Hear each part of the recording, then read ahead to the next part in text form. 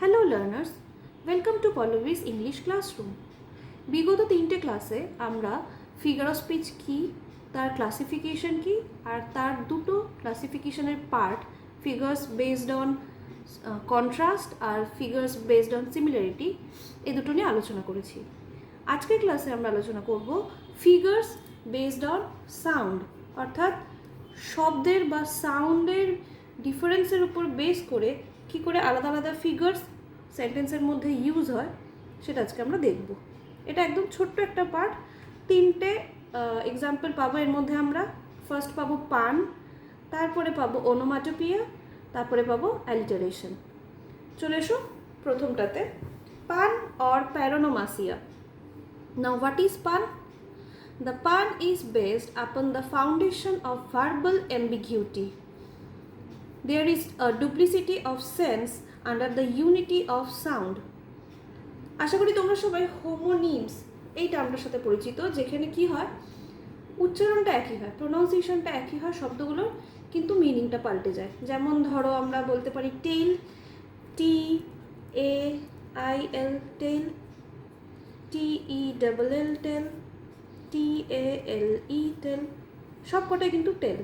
এই টেল মানে স্টোরি বা গল্প, এই টেল মানে স্পিক কথা বলা, আর এটা তো লেজ, তোমরা জানো। তাহলে এখানে দেখো স্পেলিং ডিফারেন্ট, মিনিং ডিফারেন্ট, শুধু সেম কি সাউন্ড। পানটা খানিকটা একই ধরনের ব্যাপার, যেখানে কিনা আমরা ভার্বাল অ্যাম্বিগিউটি দেখতে পাই, অর্থাৎ কিনা সাউন্ডটা সেম, তাই যদি আমরা সেই শব্দটা স্পেলিং না জানি বা সেন্টেন্সে একই সাউন্ডের দুটো শব্দ আলাদা আলাদা কী কী মিনিংয়ে ইউজ হয়েছে সেটা যদি বুঝতে না পারি, তাহলে কিন্তু কনফিউশন ক্রিয়েট হয়।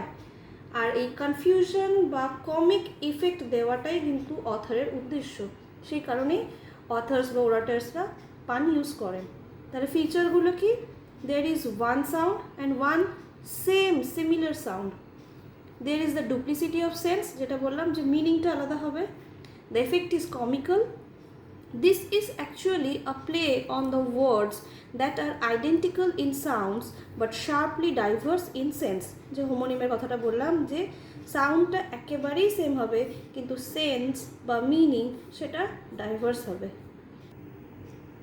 চলো এবার এক্সাম্পলের সাহায্যে একটু বোঝার চেষ্টা করি ব্যাপারটা কি। দেখো ফার্স্ট এক্সাম্পল, শেক্সপিয়ারের লেখা একটা line, I am two light to bear this light.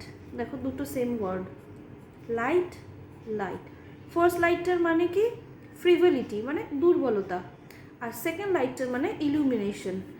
বলছে I am two light to bear this light, অর্থাৎ কি না এই জ্ঞানটা বা এই যে কনসেপ্টটা সেটা বোঝার জন্য বা বহন করার জন্য আমি অনেক বেশি দুর্বল, মানে আমার সাধ্য নেই এখানে যেটা বলা হয়েছে সেটা বোঝার। ঠিক আছে, তো সাধ্য নেই বা দুর্বলতা বোঝাতে প্রথম লাইট, আর সেকেন্ড লাইটটা হচ্ছে নলেজ বা ইলিউমিনেশন অর্থে ব্যবহার করা হয়েছে। নেক্সট দেখো, the first son is the San of the family. এটাও সান, এটাও সান। এখানে আমরা দেখেছিলাম স্পেলিংটা সেম, লাইট লাইট। এখানে দেখো স্পেলিংটাও কিন্তু ডিফারেন্ট, বাট যদি না লিখে সেন্টেন্সটা মুখে বলা হয় তাহলে কিন্তু বুঝতে অসুবিধা হবে, কারণ সাউন্ডটা কিন্তু দুটোতেই সেম। তাহলে বংশের প্রথম সন্তান, অ্যাকচুয়ালি বংশের প্রথম ছেলে, তাকে নাকি মনে করা হয় যে সে হচ্ছে গিয়ে ফ্যামিলিতে সূর্যের মতন। The first son is the San of the family. তাহলে here the sound is repeated but the sense are different. Next comes, you cannot change the spot on your character by changing your spot. অর্থাৎ তুমি যদি তোমার স্থান পরিবর্তন করো তাতে করে কিন্তু তোমার চরিত্রে লেগে থাকা দাগটা মুছে যাবে না। মানে ধরো তুমি এখানে খুন করলে, করে তারপরে ইন্ডিয়া ছেড়ে তুমি দুবাইতে শিফট করলে, তাতে করে কি তোমার করা পাপটা মুছে গেল? তোমার গায়ে লাগা কলঙ্কটা মুছে গেল? মুছলো না। তাহলে স্পট মানে এখানে প্লেস, আর ফার্স্ট স্পট মানে সিন বা পাপ বা দাগ, যেটা বলতে পারো চরিত্রে লাগা দাগ। তাহলে স্থান পরিবর্তনের সাথে সাথে কিন্তু চরিত্রে লাগা দাগটা মুছবে না। আশা করি বোঝাতে পারলাম। হোমোনিমস এর উপর বেস করে আমাদের যে আজকের প্রথম ফিগার অফ স্পিচ পান, সেটা আসলে কি।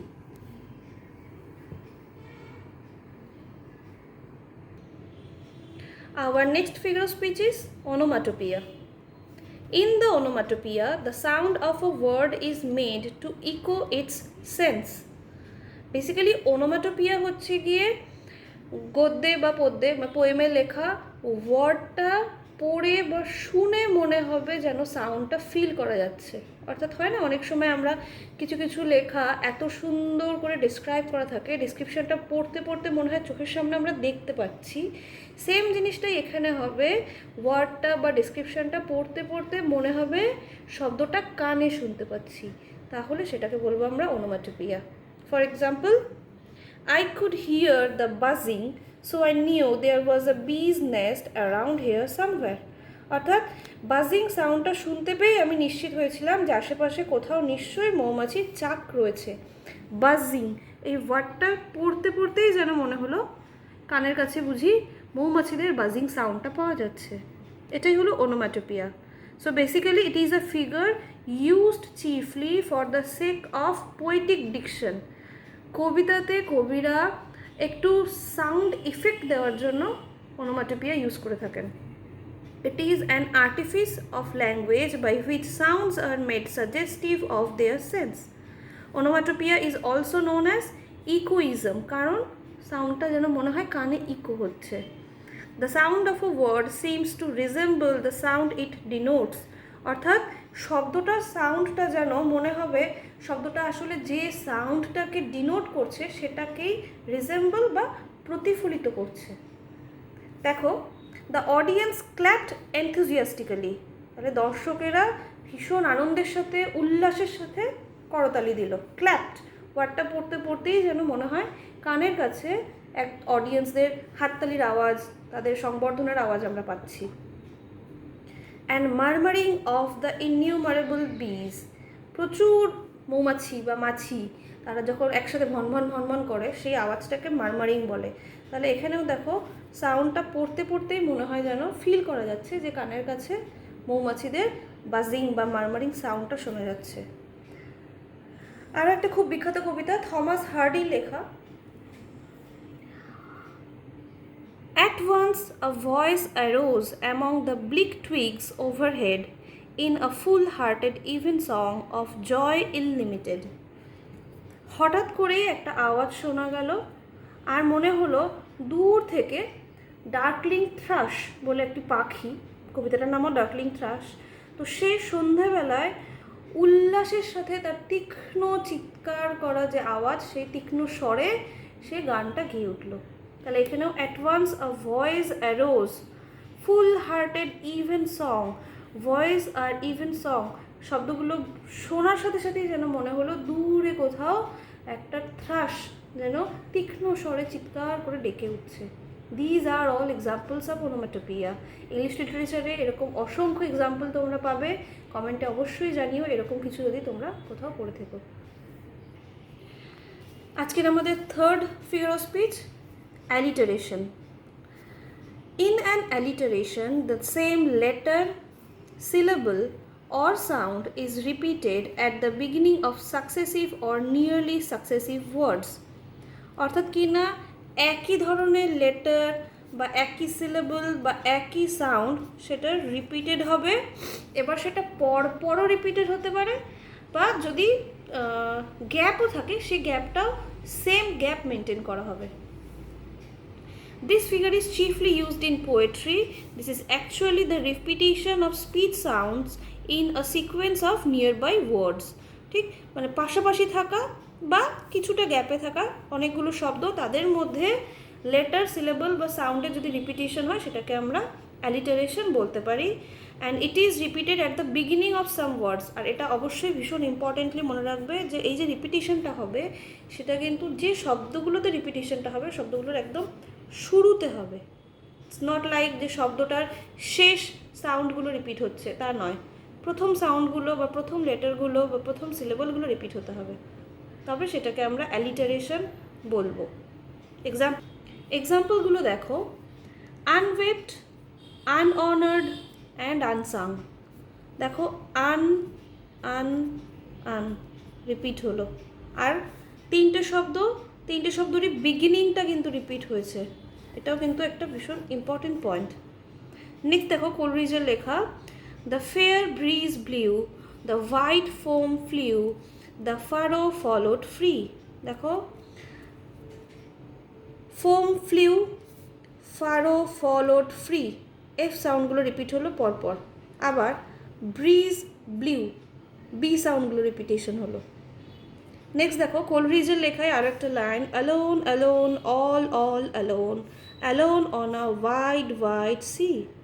দেখো প্রথমে আমরা রিপিটেশন পাচ্ছি a sound, alone alone all again alone alone.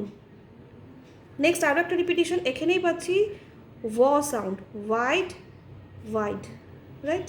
তাহলে এইরকম ধরনের রিপিটেশনগুলোকে আমরা অ্যালিটারেশন বলবো। আরও একটা এক্সাম্পল তোমরা দেখতে পারো এক্ষেত্রে শেক্সপিয়ারের লেখা, with blade, with bloody blameful blade, he bravely broached his boiling bloody breast. ব সাউন্ড বা বি রিপিট হয়েছে, দেখো blade, bloody, blameful, again blade, bravely, broached, boiling, bloody, breast. প্রত্যেকটা ক্ষেত্রে একদম ওয়ার্ডের ফার্স্ট লেটার ফার্স্ট সাউন্ডটা রিপিটেশন হয়েছে, এটাকেই আমরা বলবো অ্যালিটারেশন। আশা করি ফিগার্স বেসড অন সাউন্ডের যে তিনটে মেন ভাগই তোমাদের কাছে স্পষ্ট হয়েছে। এক্সাম্পলগুলো প্রয়োজনে আরও একবার করে দেখো। যদি কিছু ডাউট থাকে অবশ্যই কমেন্টে কোয়েশ্চেন করো, আমি চেষ্টা করব আরও সিম্পলি যদি তোমাদেরকে এক্সপ্লেন করে দেওয়া যায়। ক্লাসটা ভালো লাগলে লাইক করো, কমেন্ট করো, আর অবশ্যই বন্ধুদের সাথে শেয়ার করে তাদেরকেও দেখার সুযোগ করে দিও। আমার চ্যানেলটিকে সাবস্ক্রাইব করে আমার পাশে থাকো। Thank you.